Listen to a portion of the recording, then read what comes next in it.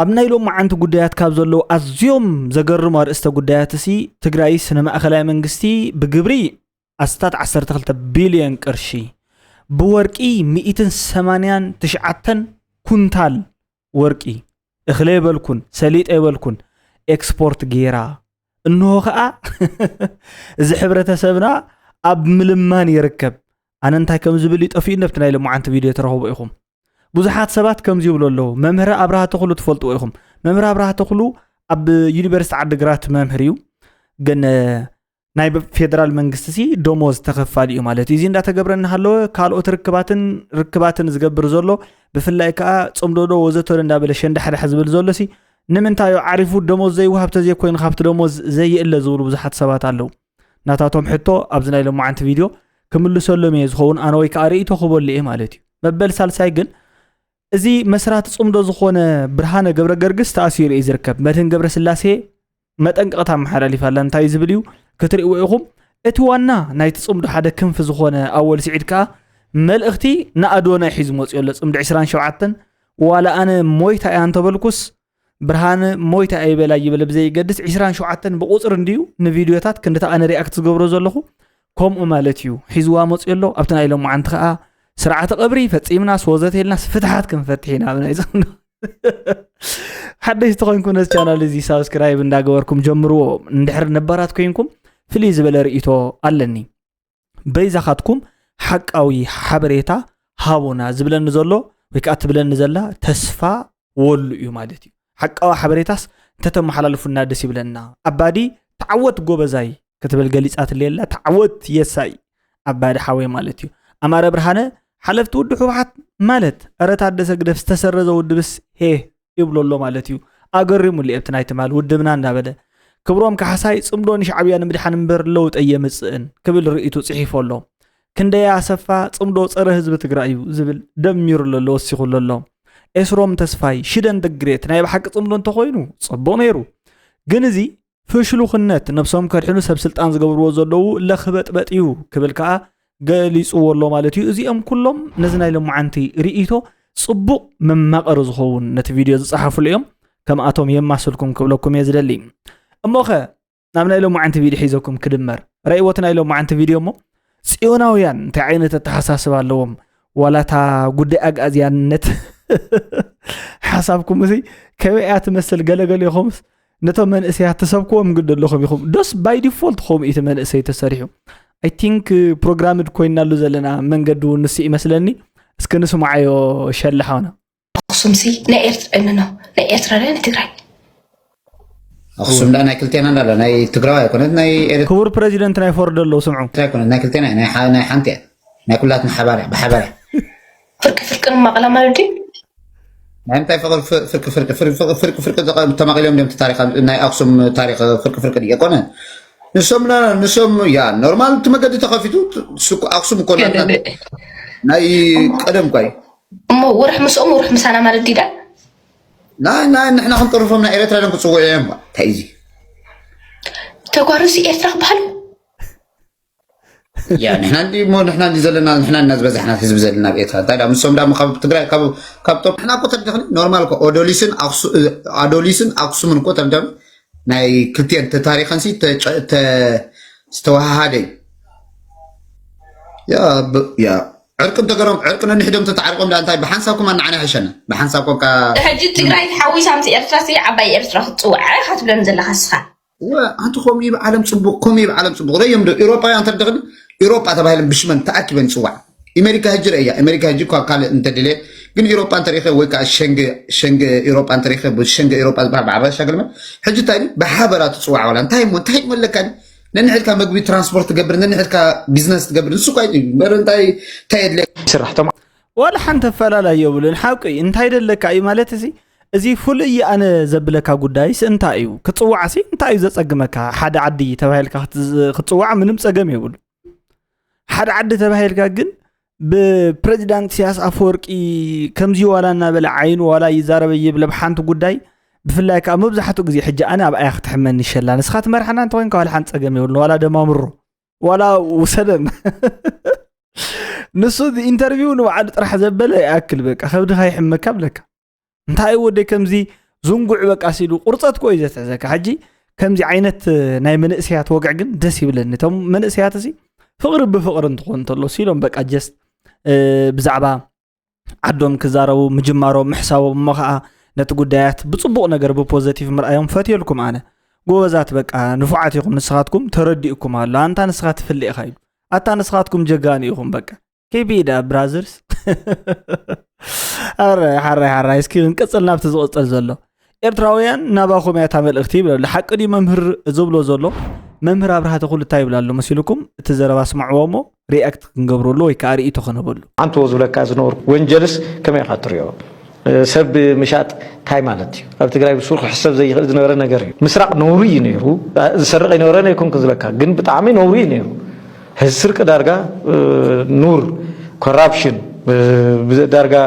ኑር ዝበሃል ነገር ሽፍትነት ነውሪ ሽፍትነት ሸፊትካ ኸቲርካ ምላ ህዝኹም ይኮነን ስለዚህ እዚ ድሕርቱ ዝመፁ ነገራት ብጣዕሚ ጎሊሆም ዝመፁ ነገር አለው ብፍላይቲ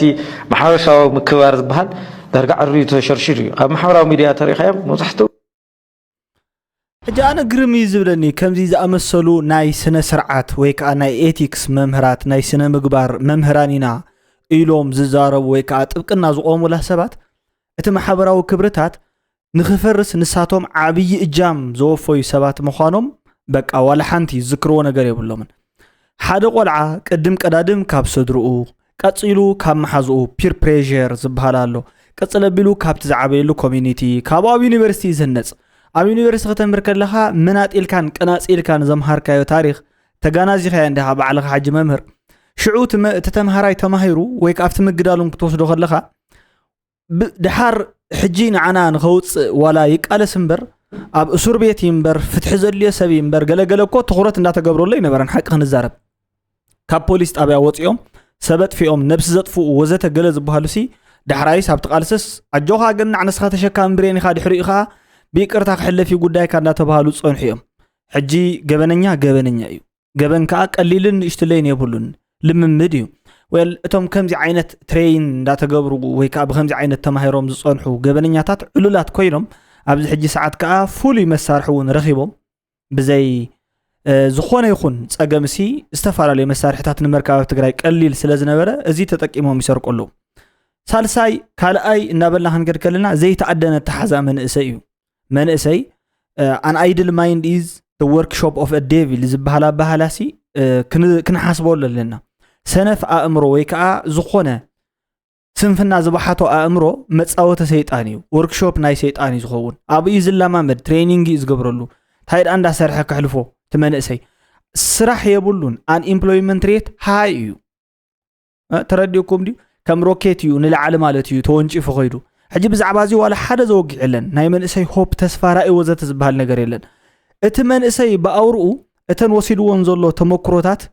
ካብኡ ካብ መምህር ጀሚሩ ማለት እዩ ንሱ እኳ ጽምዶ ይገብረሎምሽ ካብ ጽምዶ ትረኽበን ተመክሮታት ካብ ኢሳያስ ኣፍወርቂ ትረኽበን ተመክሮታት እዚኣተን ጥራሕየን ታይንታየን ክኾና ዝኽእላ ኮንትሮባንድ ወርቂ እንዳሓባእኻ ምሻጥ ክንበፅሖ ስለ ዝኾና ኣብትላይሎም ዓንተ እዚአን ኢኻ ትምሃር ቤት ትምህርታት ክዕፀው ምግባር ሰብ ክሓስብ የብሉን ምክንያቱ እንድሕር ዳ ተማሂሩ ሕቶታት ክሓተካ እዩ ቁዋም ወዘተ ገለ ዝብሉ ስለዚ ርእሱ ክተደንዝዞ ክትቀለለካ ዝደንዘዘ ርእሲ ከዓ ዝተዋህቦ መከራ ስቑኢሉ ተፃዊርዎ ዘይኮነ ወይ ከዓ ክኢልዎ ዘይኮነስ ኣይተረድኦን ተመከራ ንባዕሉ ኢዱ እንዳተቆረፀ እናሃሎ ሰብኣይ ዝብእና በልዖስ ትኻልኣዩ ኣታ ዝብኢ ዝኾነ ነገር ይበልዕ ለይልወስ ስቆል እግረይ ዝበልዓኒ ዘሎ ኢልዎ ይበሃል ሓቂ ከምኡ እዩ ዘምህረና ቀስ በቀስ ኮይና ርእስና ማለት እዩ ቲክሄድ ዝገበርዎ ዘሎ ጮ محزن تاريخ محزني جون قبرو زبحال حاونا ايزي ابرها تخلو اكتيف ممهر ابناي فيدرال تكال عدقرات يونيفرسيتي سرحتنيا تخفى لما هي ايو يخون دا امبر كافقاد فيدرال منقست وصاي هاجرن مفراس ناب ايرترا كيدو بخمزي مسغويتهم اول سعيد كما بعور لفنتي تصميدوم عدي بتنوالو اب تግራይ ابناي فيدرال تكالات مالتون يونيفرسيتي تيلي غمروك بانكي مبرهات حيد سرحو حوحات እናደገፈ አንጻር ፌደራል መንግስት አንጻር ስምዕ ፕሪቶሪያ ሰርሑ አሻሓትዮም ፌደራል መንግስቲ ነዚኦም መልክዕ ዘይትሕዞም ንምንታይ እዩ ምክንያቱ ብጎሮሮ ምስተተሓዙ እዩ ዝርድኦም ወዘተ ሕጂ ፌደራል ናይ ፌደራል ዝበሃል ነገርሲ እንታይ ማለት ምዃኑስ ኣፈላላይ ዘለና እዩ መሲሉ ተሰምዕኒ ክቡር ጆን ገብሩ ዝተባሃል ከሓውና ጆን ገብሩ ዋላ ጆን ባይሩ who cares ንስኻ ሕጂ ፌደራል መንግስቲ ማለት ፌደራሊዝም ማለት እንታይ ማለት መሲልካ ከረደእካ ብዝብል እዩ ኦቶኖመስ ዝኾና ዓርሰን ዘመሓድራ ናይ ባዕለን ዝኾነ ሪሶርስ ዘለዎን ክልላት ኣለዋ እዘን ክልላት እዚኣተን ከዓ ንማእኸላይ መንግስቲ ንምጥያሽ ይሰማምዓ ኣስታት 550 ወንበር ኣሎ እዚ ወንበር እዚ ከዓ ተወከልቲ ህዝቢ ዝበሃሉ ወይ ከዓ the house of representatives ዝበሃሉ ማለት እዩ ተወከልቲ ህዝቢ እዮም ዘጣይሹ እዞም ተወከልቲ ህዝቢ ከዓ ቀዳማይ ሚኒስተራት ኣለዉ ይሾሙ ቀዳማይ ሚኒስተር ይመርፁ ካሊ ከዓ legislative bodies እንዲኦም ዝበሃሉ እዚኣቶም ሕጊ ዘውፅኡ ሰባት እንዲኦም executive bodies ዝበሃሉ ከዓ ኣለዉ እዚኣቶም ካብኣቶም ማለት እዩ እቶም ቤት ምክሪ ሚኒስተራት ዝበሃሉ እዮም ቀፅሎ ቢሎም ከዓ ተርጓምቲ ሕጊ ዝበሃሉ ኣለዎ ማለት እዩ እቶም judiciary branch ዝበሃሉ ማለት እዩ ሕጂ እዚ ይኹን እቲ ይኹን እዚኣቶም ካብ ህዝቢ ካብተን ክልላት ተውፃፅኦም እዮም ስራሕ ዝሰርሑ ብኻልእ ባህላ እቲ ማሕበር ወይ ከዓ እቲ ፌደራል ዝበልናዮ ስርዓት ሲ ተመሊሱ ነተን ክልላት ትካላት ይሃንፀለን መምሃሪ ሕክምና ወዘተ ገለ ዝበሃሉ ብፌደራል ዝቋፀሮም ትካላት ይሃንፅሞ እዘን ትካላት ከዓ ነተን ግብሪ ዝኸፍላ ኣባላት ናይቲ ፌደራል መንግስቲ የገልግላ ማለት እዩ ተን ትካላት ሕጀበን ዘገልግል ዘሎ እቲ ዩኒቨርሲቲ ናይ ማእኸላይ መንግስቲ እዩ ንሶም ጽዮኾነን ሃኒጹልና ኻባና ግብሪ ዝወሰደ እዩ ትርእስኻ ኣስራሕ እዩ ዘይተሰርሐ ተኾይንካ ኣብኡ መምህር ኮነ ኣይኮነኻ irrespective of that እቲ መምህርነት ናይ ዩኒቨርሲቲ እዩ ሓሳብ ኣለዎ እቲ መምህር ሓሳቡ ከዓ ክገልጽ ይኽእል እዩ ኣነ ኣብዚ ጉዳይ እዚ ዋላ ሓንቲ ነገር የብለይን ምክንያቱ ከምቲ ንስኻ ትርድኦ ኣይርዳእንን እዩ እቲ ህዝቢ ዘዋፅኦ ነገር እዩ ውልቃዊ ቂምያ መሲላ ከዓ ትርዳእን ዘላታ ናትካ ካይዳ ማለት እዩ መምህር ብርሃት ኩሉ ፀገመላቶ ኢለ እዚ ኣይገልጽን ፀገሙ ካሊ منسي أدوناي كم ناي لايف ستايل تيك توكريز فلت كجمن كله زدالوهم زنبرة تحستوتات مستحج زدالوه زلو خرقان كله قرصون دا غيري متسخن زلو استبولو هذوم ناوي سراويت ميديا حساب كندي نز محبرة ومراخب قوطات أروي يفتنوهم زلو نغنر دا كخيلنا يخيلي أدوناي بولو بنايزوم سراويت سلوايو كاب تقراواينت بصور ኢትዮጵያውነት አመን እስያት ከስርት ተሰሪሕሉ ዘሎ ንምንታይ አዶናይ ዶበልኩም እዝመን እሰይ መበቆሉ ትግራዋይ ስለዝኾነ ነትመን እስያት ተጋሩ ጠፊው ዘሎ ኢትዮጵያውነት ዳግማይ ንምስራት ዘዓለመ እዩ ስለዚህ በመገደ ህቡምነት አቢሉ እንዳተኸብኮበ ኢትዮጵያውነት ሰበኽ ማለት እዩ ሶዋት አጆዝ የተረዳ አንሲ ምስባኽ ኢትዮጵያዊነት ምስላ መንግስታ ወይ ከዓ ምስ መንግስታ ከሎካ ዝኽእል ተቃውሞ ምስ መሪሕነታ ዘለካ ተቃውሞ ምስ ናብነት ምጽላ ኤርትራዊነት እንተይልና ወይ ከዓ ምፍታው ኤርትራዊነት ተይልካስ ምስ መንግስታ ዝተሓዝ ምስ መሪሕነታ ዝተሓዝ እንተኾይኑ እምበር ምስ ውልቀ ሰብ ዝተሓዝ ግብሩ ተግባሩ ኢኻ ወይ ክትጸልሉ ወይ ክትፈትወሉ ትኽእል ሓው ኮይኑ ምሳኻ ንዓኻ እንድሕር ዳኣ ዝሕግዘካ ኮይኑ ትፈትዎ ኢትዮጵያዊ ይኹን ኤርትራዊ ይኹን ብዘይገድስ እጌንስት ናትካ ዝኸት ኮይኑ ከዓ ትጸልኦ ሶ አዶናይ ከምዚ ዓይነት ስራሕ መስርሑ ተጠንቀቁሉ ፉሊ ሚሽን እዩ ወዘተ ወዘተ እንታይ ዓይነት ሚሽን ከፋተወኩም ኢልና ምስ ኤርትራስ ከፋተወኩም ኢልና ንበልና ኣብነት በትናትካ ክጅምረልካ ኢለ እምበር ምስ ኢትዮጵያ ከፋተወኩም ኢሉ ትብል ዘለኻ ከፋተወኩም ኢለ ኣነ ተበጊሰ ጽምዶ ገይሩን ኣብነት ብርሃነ ገብረ ገርግስ ምስ ኤርትራስ ፍቅሪ ክንምስርቲና ኢሉ ሰዋት እቲ ጽምዶ እቲ ፍቅሪ ኣይኮነን ዝጽላእ ዘሎ እቲ ኸይዲ እዩ ኣብቲ ኸይዱ ጸገም እንተለዎን አዶናይ ሕጅውናን ክንቅበሎይና ማለት ምክንያቱ ንሱ ጣጣ ሕጅልና ዝመጸት ኮይኑ ተዘይ ኮይኑ ግን ንዑ ተፋቀሩ ኣነስ ኣብ መንጎኹምን ኣብ መንጎ ኢትዮጵያውያን ዘሎ ነገርስ ሰላም ክገብረ እንተይሉስ ኣነ እንታይ እየ ዝደሊ ሰላም እንታይ ንኽገብረሉ ሰሪሐ ንኽበልዓሉ ንአዲስ አበባ ክትከይድ ትደሊ ዲኻ ተጸጊዕኻ ክትነብር ወይ ገለ ክትነብር ኣብኡ እንዲኻ ዘለኻ ሕጂ ኮ ናይ ምጭርባር ስራሕ እንተዘይ ኮይኑ እምበር أول سعيد بعلغاسي أول سعيد بعلغا مالتي تمالي نما أخلاي منقصص تقوم بحاجة تقولون يركا ناتو زينا قرابي خان يركا نعنا خات صرفنا يركا مالتي شو حجي أقل قالي خان يركا قدفهم ما أدوناي تولي لزعبي العديس بلا كازلو أدوناي كا كم زهت ريو كم زي عينة سبيو كروع تقراوا ايه إثيوبيا وإز بالحساب كقالو كابزين لعلغا كرعات فنح من نحيلن نسخا كانوا مع الخاص تقراوا ايه خبال كله حد إرتراوي تقراوا ايه قبلك خلو خساب كنا ينايز أكل كم تدنقز كنا قرا كايكل أدوناي زبلو نسخا ترقمو أي تخدم بفتصوم مالتي برسخا ودي عادي أبو ودي عدي إغانيركا ودي عدي محارنا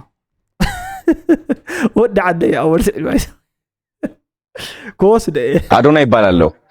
ኩሩ ትግራዋይ ነኝ። ትግራይ ነው የተወለድኩት መቀሌ 18 ዓመት መቀሌ ነው ያሳለፍኩት። ክረምት ሲሆን አዲስ አበባ መመላለስ ነበረ። ትግራዋይ በመሆኔ ደግሞ በጣም እኮራለሁ። አማራ በመሆናቸው የሚኮሩ በጣም ብዙ ሰዎች አሉ። ኦሮሞ በመሆናቸው የሚኮሩ በጣም ብዙ ሰዎች አሉ። ደቡብ በመሆናቸው የሚኮሩ በጣም ብዙ ሰዎች አሉ። ወላይታ፣ ሐዋሳ በማንነታቸው የሚኮሩ በብሔራቸው። ግን ኩራታችን ጥላቻ ሊሆን አይገባም። ኩራታችን ውድድር መሆን አይገባም። ይህ የእግር ኳስ ጨዋታ ሳይሆን ህይወታችን ነው። ኩራት ይዘን መከባበርን መፋቀርን ስንላመድ ከምንም ጊዜ በላይ እቺ ዓለም ትለመልማለች። ባይገርማችሁ ኢትዮጵያ ከፈረሰች እቺ ዓለም እንደምትፈርስ ታውቃላችሁ። የሰው ልጅ መነሻ ኢትዮጵያ ነች። እንደምትመለከቱት ኩራታችን ጥላቻ ሊሆን አይገባም። ኩራታችን ጥላቻ የሆነ ጊዜ እንጠፋለን። እንደኛ ማንም ኩሩ የለም። ልዩነታችን አንድነታችን ነው። ወደ ጎንደር ስገባ አንድ ያስተዋልኩት ነገር አለ። ኩሩ ህዝብ፣ ፍቅር ያለው ህዝብ፣ በታሪኩ የሚኩራራ፣ በራሱ የሚተማመን። እኔም እኮራለሁ፣ እናንተም ትኮራላችሁ። አብረን ኮርተን ኢትዮጵያን እናወጣታለን። መወዳደር አያስፈልግም። እጽዋታትን ዚያ በቃታ ዘረባ ሕጂ أغلى بيلنا أول سعيد زبلو نأدوناي أب صمد 27 حسكا ختمص خبز جدد كان غير حدا إنفلونسر مخانو سعنتو فتار مخاني اندحر دا بزين تقصيلو حدا معلتي بلنع أب مريم اسمريتي ويكا قدام أبونا فيليبوس دبر بيزن ويون مسجد أنوار خوني خيل فيات كالي عودت كجبرك خم تبلس أنا عيد أراني خبلك أزد الأولينو ود حوبي ده على ود حوبي كوي أول ود عدن حراي صبغيو أدوناي بتعم جوبز بتعم أزيو فلي زخونة نايمن سي أكيد عايز غير زلو أنا بأدوناي ولا حنتي تقاومي بالليل ولا حنتي تقاومي بالليل أدوناي مالتي أدوناي كله نجرنا مجبر فتنة زجبرة سعر زجبرة سبيو فتنة راح زي كونس هزبون حجزون دليت زلوا سبيو أدوناي بستفعل عليه من جدي سلام نخمس أجت أمون جزية زت أنا وسب مثلا نبر بز حساباتكو زي ولا حاسبه مو فيلز قبروا نجاريو سلازي بخمسي ديزاين تغيروا خمسي عينات فقري تيب أو نتهم نخمل سلام وزات إحنا أنا مسي تيب أنا مسألة ولا حنتي قداية بالليل مسي إرتراون كم بتماساسالي أنا فتصم سلام كوينسي سفح زخانة زرها ونعدي كنبر مرجع لنا مالتي عديت جرايك كتمعبل كتلملم اللي لو تختمت من سياتها كمزي بروتعات كوينهم عنده فترة كوينهم أبستفر لي بوتات كريهم مالتي نمبر مويتو حجة أدوناي مويتو زبل ويك أزخون نجر كوينو زبل يزحزن النمبر كمزي عينت فقر سبيخو زلوهم فتوات كملس سعيرو فتوات كامل لاسكو عدي وعل مسواتي كفيلنا جونوسايد تفصيمنا زيهم كلهم تحتات النت نمنقاس كنحطهم زقبونا حطوتات الأنبر نتوم زموتو سبات ويكأنتهم زحلفوا سبات نملسوا لما كايداتات هيكونون زملس زي كله بفقري بنكان هاباني نحنا الإرتراويان حدا أكال مخوانا نحنا مبزحتهم كفالة إثيوبيا زركو بيرات سبات بوزح تاريخ حبرنا شيرز قبرنا حزبتات مخوانا عالم يمسكري يفلتوني نايقرب أوان تاريخي 50 عامت زي مل ناي صلقتات تاريخ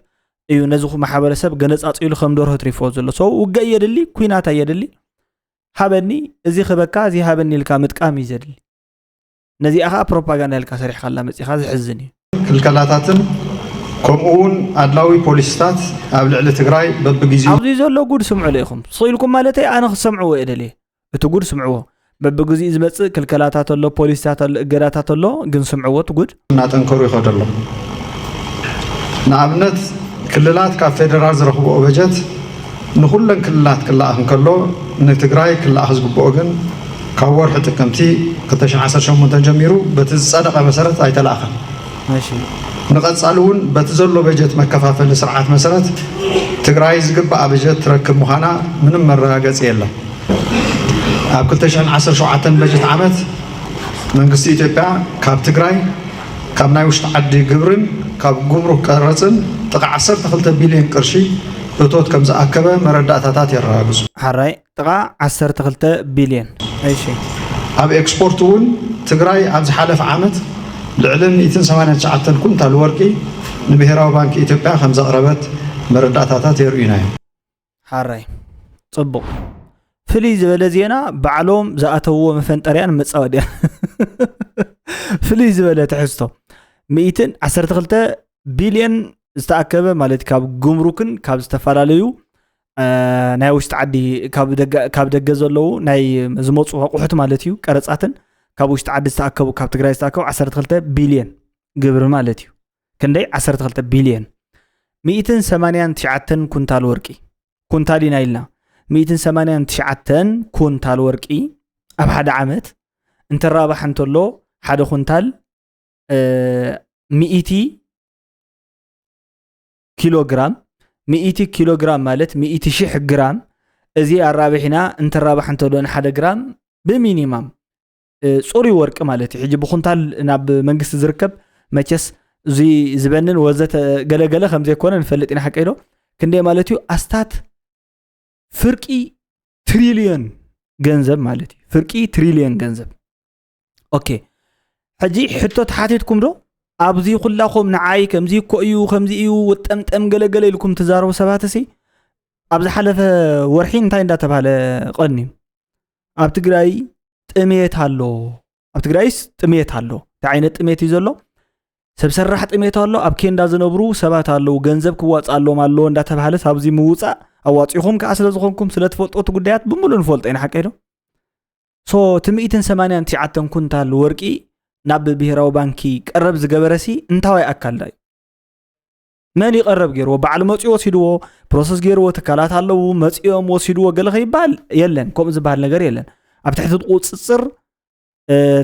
ተጋደልትን መራሕቲን ኣብ ግዝያዊ ምሕዳር ኣብ ትሕቲኡ ከም ዘላ ትፍለጥ ሓገር ተዓዲ ሶ 189 ኩንታል ካብ ዝዓዲ ወፅኡ እዩ ማለት ክነግረኩም ኢለ 189 ኩንታል ሲ ኣብ ሓደ ዓመት ማለት እዚ እኽለ ይኮንኩን ዝብል ዘለኹ ወርቂ ዝብለኩም ዘለኹ ምዚ ከዓ ጥሜት ኣሎ ብርዳእታ ይነብረሉ ሰብ ርዳእታ በብግዚኡ ስለዚ ኣቶን መን ሃበዎ ኢልካ በበይ ክሓሊፉ እዚ ከዓ ዝተኣምነሉ እዩ 1.8 ቶን ከዓ ጠፊ ይባሃል ነይሩ 18 ኩንታል ማለት እዩ ስለዚ እቲ ዓድታ እያ ትግበር ዘላ እንድሕር ኢልኩም ንሕና ከምዘይ ንቕፅለላ ቀፃሊ ወለዶ ዝበሃል ከምዚ ኸማና ዝኣመሰለ ምናልባት ተፀኒሕና ቶም ደቀና ገለ ዝበሃሉ ክነብሩላ ከምዘይ ይኽእሉ ምድረ በዳ ናይ ምግባር ስራሕ ይስራሕ ዘሎ እሞ ከዓ መፅኦም ይነግሩና እዮም ዘለዉ من هابو لكم تعسرت 189 كنتال ورقي እንድሕር ተሸይጡ ዘይምለስ እንድሕር ኮይኑሲ ነተዓድና እንድሕር ምህነት ዘይጥቀም ተኮይኑሲ ወላ ፍታ አንደርግራውንድ አፍት መሬት ዘይኸውን ቶም ቀፂሎም መፅወሎ ደኳ ክበልዕዎ በተመሳሳሊ ትግራይ ካብ ምሁላን ሃገራዊ ዕቋር እውን ገዚፍ ታራ እናተጻወተት ምዃና ይፍለጥ ስለዚ እቲ ጉዳይ እዚ ሚሊዮነሪ ባይ ዘ ወይ 57 ሚሊዮን ዲገለ ዘሎ ሰብ ይባዕሉ ሶከም እዮም ተማኣቂሎም እዮም በቃ ብምምቅቃል እዮም ዝነብሩ በሓፂሩ ሕፅረ ቢል ክነግረኩም ከለኹ ተማኣቂሎም እዮም ተዓዱን ተማኣቂሎም እዮም እቲ ዝኹለይ ጠሚዩ ዝረኣኹሞ ሰብ ድኽነት ኣጥቂዕዎ ወይ ከዓ ምንም ነገር ስለዘይብሉ ኣይኮነን 189 ኩንታል ወርቂ ንኸውፅእ መንግስቲ ነቲ ህዝቢ ሰላም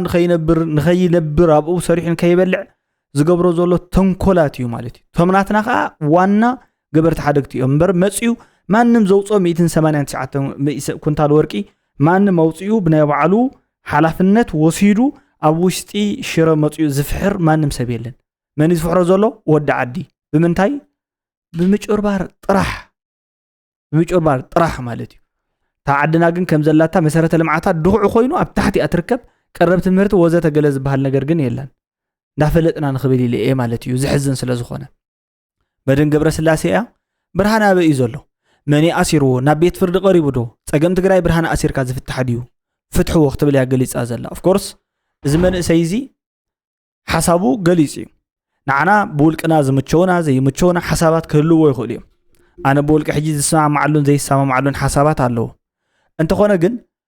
ደስ ዝበሎ ሰብ ነዚ መንእሰይ እዚ ሓሳቡ ስለዝገለፀ ንኽኣስሮ ባህታ የብለኝ ጥራሕ ዘይኮነስ ሕጊ ኣይኮነን ፍትሒ ይግብኦ እዩ ንምንታይ ከም ዝተኣሰረ መግለፂ ክወሃበሉ ወይ ከዓ እንታይ ከም ዝገበረ ጥፋት እንተልዎ ጥፋት ክንገር ኩሉ ናይ ትሪያል ከይዲ ናይ ፍርድ ቤት ከይዲ ውዕልኡ ገለ ክንገር ክእል ኣለዎምሽ ብዘይ ዝኾነ ይኹን ጭምጭምታ ብዕሉል ገበነኛ ይተኣሲሩ ዕሉል ገበነኛ ክብለኩም ከለኹ እንታይ ማለት እዩ ስለ ዘውግዐ ከምዚስ ኣይኮነን ኢሉ ስለ ዝተዛረበ እምበር ሓንቲ ዋላ ካልእ ዝተዛረበ ነገር የለን ተኣሲሩ ምስ ተዛረበ ድሕሪኡ ቀፂሉ ተኣሲሩ እንታይ ስለ ዝበለ እዩ ሰራዊት ሻዕብያ ጆኖሳይድ ኣብ ትግራይ ፈፂሙ እዩ ዝብል ቃል ስለ ዝተዛረበ ማለት እዩ ስለዚ ኣብ ዓድና ገባር ሓዳግን ዝኾነ ስርዓት መፅኡ ሓደ ሰብ እንታይ ይብለን ኣሎ ኣብ ደገ ኮይንኩም ከዓ ይኹን ብዘየገድስ ይግበሮ ኣይግበሮ ንሱ ንጹህ እዩ ትብሉ ዘለኹም ሰባት ንባዕልኻትኩም እዩ ዝምልከት ኣነ ገበነኛ እንድሕር ኮይኑ ገበነኛ እዩ ጽባሕ ገበነኛ እዩ ዋላ ኣነ ምስ ሞትኩን ገበነኛ እዩ ነቲ ወደይ እውን ተወሊደ ወይ ንጓለይ ከምኡ እናበልኩ እየ እንዳነገርኩም ክኸይድ እዚኣ እታ ናተይ ቃል ማለት እዩ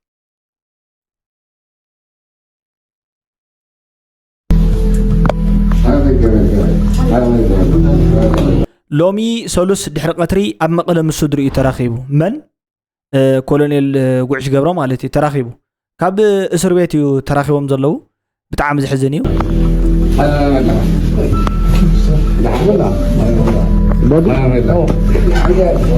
ሓደ ሓውን ክልተ ዝማዱን ወናብ ኤርትራ ወሲዶሞ ዝብል ወረ ክዝርጋሕ ቀኒ ነይሩ ኣዘራራቢ ኮይኑ ነይሩ ዋላኳ ሓራይ እዚ ኩሉ ጥቕልል ኣቢልና ክንሪኢ ከለና እዞም ከምዚ ዝኣመሰሉ ሰባት ናብ ሕጊ ቀሪቦም ኣለዉ ዝበሃሉ ዘለዉ ንምንታይ መስለኩም ናይዚኣቶም ትኹረት ወይ ከዓ ናይዚኣቶም ተሰማዕነት ብዓለም ለኸ ስለ ዝኾነ በዓል ቢቢሲ እውን ኣብ ምንታይ ይርከብ ገለ ኢሎም ስለ ዝሓተትዎም ስለ ዝፈርሑ ዘለዉ እዩ ከም በዓል ብርሃነ ዝኣመሰሉ ካልኦቶምን ኣብ ውሽጢ ዝርከቡ ገና ንእስ ዝበሉ እሞ መንእስያት ኮይኖም ብዙሕ ነቲ ዓዲ ብዝተፈላለየ መንገዲ ኣበርክቶ ዝገበሩ እዮም ትፅናይ ፅምዶ ሓሳብ ንባዕሉ ከም ሓሳብ መቕረበሲ ሓደ ዓብይ ርእሲ ዝሓትትን ሓላፍነት ዝሓትትን እዩ ትክክል ድዩ ኣይትክክልን ዝብል ገለገለ ብዙሓት ሰባት ክዛረቡ እዮም ኣብቲ ትክክለኛ ኣብቲ ካይዳ ኣብቲ ዘኤንድ ኣብቲ ጀስቲፋይ ዘሚንስ ኣብቲ ዘሚንስ ጀስቲፋይ ዘኤንድ ወዘተ ገለ ዝበሃል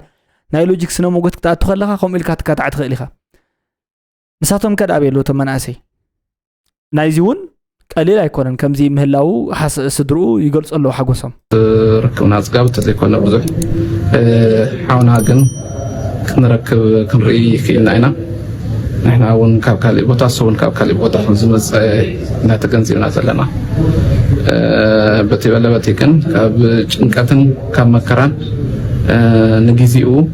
እፎይታ ንእሽተይ እፎይታ ረኪብና ኣለና ሓራይ ስለዚ ከሳሲ ጀነራል ጉዕሽ ወታደራዊ ቤት ፍርዲ እዩ ተባሂሉ እዩ ዘሎ እቲ ወታደራዊ ቤት ፍርዲ በዓል እዩ ከሲስዎ እዩ ዝብል ዘሎ ተኸሲስዎ ከዓ ክትሓዝ ነብር እዩ ኣይተሰብሓ ተኸሲስዎ ክትሓዝ ነብር እዩ ዋላ ሓንቲ ነገር የብሉን ሽዑ ከዓ ብሕጊ ክሕተት ይኽእል እዩ ተሓቲቱ ከይዱ ክፍለጥ ክኽእል ኣለዎ ግልፂ ብዝኾነ ናይ ፍርዲ ቤት ከይዲ ከዓ ክረአሉ ክኽእል ኣለዎ ኣብ 48 ሰዓታት ፖሊስ ጉዳዩ ናብ ቤት ፍርዲ ሒዝዎ ክቐርብ ክኽእል ኣለዎ ውፅኢቱ እውን ኣድላይ እንተኮይኑ ፅቡቕ ክንገር እዩ ፓብሊክሊ ተዘይኮይ ፓብሊክ ትሪያል ክወሃቦ እዩ ተዘይኮይኑ ከዓ ብዕፁ ከይዲ ማለት እዩ ሓደጋ እንድሕር ኣለዎ ናተወሳነ ክወሃብ ኣለዎ ኢና ንብል ዘለና ሓደ ሰብ ኣይከሰስ ኣይበሃልን ካብ መቐለ ተማሪኹ ኣዲስ ኣበባ ከይዱ ምሳልካ ካብ ሙርከኝነት ወፂኡ ኣብ ኣሜሪካ ኮይኑ ኣብ ሆስፒታል ኮይኑ ብጣዕሚ ብዘገርም ጥንካረን ጅግንነትን ኮይኑ መርሖ ኣለን እዚ ክንቀበለና ተጋሩ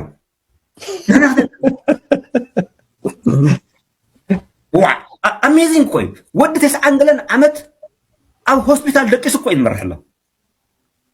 ጅግንነት ማለት እዚ እዩ መሪሕነት ማለት እዚ እዩ ጽቡቕ ድሕማቅ ካሊእ ዘረባ ጽቡቕ ድሕማቅ ካሊእ ዘረባ እንድሕር ኮይኑ ጽቡቕን ሕማቕን ምዃኑ ዘይትፈልጦ እንድሕር ደኣ ኮይንካ ብሓፂሩ መሪሕነት ማለት እዚ ወዲ 9 ትብል ዘለኻ እዚ ዝሕዝን ኣይኮነን ዘብርዮ ዝሰኣነ ወሊዱ ዘይተከአ ወላድ እንተዝኸውን እሞ በይኑ እንዳሓረሰ እንተዝመውት ሓቂ ኢኻ ከምኡ ምበልና ነርና ንሕና ግን ነቲ ዓዲ ዘብሪ ሰብ የብልናን ኢልና ክንዛረብ ኣይንኽእልን ብዕድመ ካብኡ ዝነኣሱ ኣዝዮም በላሕቲ መንእሰያት ኣብ ዘለውሉ ዓዲ ብዙሓት ለውጥታት ከምፁ ኣብ ዝኽእሉ ክእቅዱ ክትልሙ ክፅሕፉ ክጎዩ ብጉልበት እውን እንተኾነ ማለት እዩ ሓበሬታ ክእክቡ ስታቲስቲክስ ክሰርሑ ዝኽእሉሉ ዓዲ እናሃለወ ወዲ 9 ዓመት ብጅግንነት ኣብ ሆስፒታል ደቂሱ ቆይ ዝመርሓኩም ዘሎ እሞ ከዓ ንዕኡን ኣሜሪካ ኮይኑ ዝብልስ እዚ ጅግንነት ኢልካ ክትወግዕ ከለኻ ኣነ እንታይ ተረዲእኒ እወ ባህልናሲ ብጣዕሚ ኣዝዩ ሓደገኛ እዩ ብፍላይ ትባህልና እየ ዝብለኹ ትባህልና ኣዝዩ ንዘጥቃዓካ ሰብኡ ቪክቲም ሜንታሊ ኮይንካ ብኡሲ ንኽትነብር ኣብ ትሕቲኡ ግዙእ ናይ ግዝኣት ልምዲ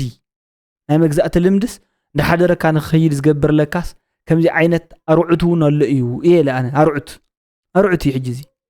ምስ ፀረኻ ዘይወረደ ርዑት ማለት እዩ ዋላ ብዝራቢዕኩ ንገብር ኣርዑት ዋላ ምስ ፀረኻ ግን ዘይወረደ ርዑት ካባኻ ከምዚ ዓይነት ሓሳብ ዘለዎም ሰባት ኣሎ እዚ እኮ ተኣምር ይብል ንስኻስ ካብኡ ትንእስ ኢኻ ሕጂ ናቱ ተኣምር እዩ ካብ ምባል ናይ ባዕልኻ ተኣምር ካልእ ክትሰርሕ ትኽእል ኢኻ 9 ዓመቱ እዩ ዝመርሓና ዘሎ ሞ ተኣምር እዩ ኢልካስ ንስኻ ተጋኒ ናበኢና ንኸደ ለብዝበን ወደይ እንታይ ዝኣምሰለ ትብሎ ጥጋጥ ዘለኹ ትረአዮ ኣየሎ ኣብ ኢዱ ዝነበረ ኩሉ ነገር ኣሕሊፉ ይድብር ነቶም ፀላእት ንብሎም ሰባት ብሽሞም ክፅውዖም እኳስ ብጣዕሚ ይስከፍ ብጣዕሚ ይሓፍር ክዛረብ ተሎ ቢትዊን ላይንስ ተጠንቂቑ እዩ ዝዛረብ ኤርትራ መለስ ብቻውን የሸጣት ነው የምለው እኔ ከምዚ ዝኣመሰለ የለን ንገረህ ለምን ህዝብ የመረጠው መንግስት አልነበረም መለስ ፓርላማ አልነበረም ህዝብ ተወካዮች ማለት ነው ህገ መንግስት አልነበረም ቱጂ ኔትወርክ ያልደረሰበት ሀገር እዚ ዓይነት ድድዕ ዝኾነ ተሓሳስብ ኣነ ርኢ ኣይፈልጥን ኣብቲ ሽዑዋን መንግስቲ ዝመረፆ ኣይኮነን ነይሩ ሽዑ ዝነበረ መንግስቲ ትካላ ይነበረን ገለገለ ዝበሃል ነገር እንታይ መሲልካ ኣነ ተንብብ ኣይመስልኒ በቲ ሽዑ እዋን ነቲ መንግስቲ ንሱ ነቲ ግዝያዊ መንግስቲ ሒዛ እቲ ዓዲ ማለት እዩ ናብ ሕብረት ኣፍሪቃ ኣትያ ናብ ዩኤን ኣትያትሉ ናብ ካልኦት ነገራት ብምሉእ ኣትያትሉ ስለዚ ንዕኡ ማለት ንሱ ማለት እንታይ ማለት እዩ ትርጉሙ ከም መንግስቲ ተቐቢሉ እየ ማለት እዩ ትሽዑ ዝነበረ ግዝያዊ መንግስቲ ተረዲኻ ንኸት መሰጋገርሲ ከም መንግስቲ ተቐቢሉ ኢላ ውዕላት እንድሕርዳ ፈሪማ መንግስቲ ይነበረን ነይሩ ከምዚ ኢለ ይነበረን ነይሩ ገለገለ ዝበሃል ናይ ቆልዓ ሱቕ ኢሎም ሓደ ሰብ ኣብ ሕጊ ዓለም ቀሪቡ ዘይዛረቦም ዳሕራይ በይኑ እንትኾን ተሎ ፅራሕ ዝዛረቦም ወግዕታት እንዳልዓለ ዝዛረብ ሰብ ኣነ ሱቕ ኢሉ ቆሎን ጥጥቆን ዝኾነ ዘረባ እዩ ኣነ በዚ ጉዳይ እዚ ከምዚ ዓይነት ጉዳያት ክዝረቡ እንተለዉ ብጣዕሚ ብሱላት ሰባት ኣእምሮ ዘለዎም ሰባት ቀሪቦም ብስርውን ኣናሊሲስ ዝሰርሑ መፅናዕቲ ዝገብሩ ሰባት ተዛረብሉ እምበር ሱቕ ኢልካ ከምዚ ትዝሕል ተሎ ጉዕ መሪርኒ ኢልካ በርደግ ኢልካ ተዛረቦ ስለዘይኮነ ኣነ ስምዒታዊ ተቓላሰ እየ ትማለውን ስሒቕኩም ብዙሓት ከምዚ ዓይነት ኣካይዳታት እንዳተረፍቶ ዝኸዱ ብርድኢት እንተንዛረብ ሱቕ ኢልና ማለት እዩ እንዳተረዳድእና እንተንዛረብ ፅቡቕ እዩ ከም ሓሳብ መሃብካ ይፀልኦን እየ ዋላ ሓንቲ ፀገም የብለይን ናይ ሎሚ ዓንቲ ቪድዮ ነዚ እዩ ዝመስል ከመይ ሪኢኹሞ ንስኻትኩም ተኸታተልቲ ሽደን ሪኣክትስ ዋን ከመይ ሓሳብኩም እሲ ብኸመይ ገሊፅኩም ሓሳብኩም ክትገልፁ ርእቶታትኩም ክትፅሕፉ ኣዝዮም መሰጥቲ ዝኾኑ ነገራት ክትገብሩ ነዚ ቻናል እዚ ከዓ ክትዕብይዎ ወይል ጆይን ባግበሩ መንበራት እውን ባኹኑ መንበርስ የለኹምን ኣባላትስ የለኹምን ኣብዚ ናተይ ቻናል እንታይ $5 ምኽፋል ድዩ ብጣዕሚ ዓቐበት ኮይኑ ሓቀይ ፅቡቕ እዩ ሕጂ ክሳብ ሕጂ ዝነበረ ስራሕ እንታይ እሞ እየ ሰሪሐ እናበልኩ እየ ነይረ ሕጂ ዝሰርሖም ዘለኹ ስራሕቲ ፅቡቓት እንዳኾኑ ይመፁ ስለ ዘለዉ ካልኦት እውን ዝውስኸሎም ስለ ዘለዉ ኣብ ሽዑ እዋን ኣይገድፈኩምን ክሳብ ሕጂ ግን ብዙሕ ንህዝበይ ዝኣክል ኣቕሪበ እየ ኢለ ኣይግምትን ካብ ትሪእሎ ዘለኹም ሳብስክራይብ ላይክ ገለ ከዓ ዓርሱ ኢሉ እታወት እዩ ነዚ ምግባር ግን ኣይትሕመቕ ክብለኩም እየ ዝደሊ ልዋም ቅነም ቻው ዳሕና ቀኒውታ ጉድ ላይት ዳሕና ሕደርታ ሓዋተይ ማለት እዩ